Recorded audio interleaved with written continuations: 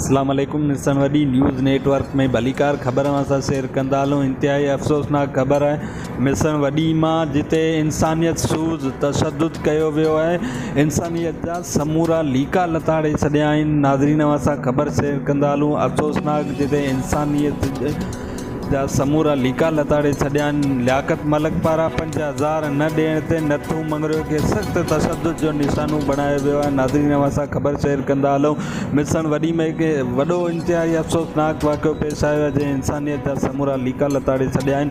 नथू मंगरियो खे लियाकत मलिक पारां रथनि सां ॿधी करे सख़्तु तशद्दुद जो निशानो बणायो वियो आहे, जॾहिं त ज़ख़्मी के सिविल अस्पताल टंडो अलहयार मुंतकिल कयो वियो आहे। ॿिए पासे पुलिस पारां लियाकत मलिक जे घर ते रेड कयो वियो, जॾहिं त जवाबदार फ़रार थी वञण में कामयाब थी वियो आहे। वधीक ख़बरुनि ऐं अपडेट्स जे लाइ विज़िट करियो असांजी वेबसाइट मिशन वडी न्यूज़ नेटवर्क।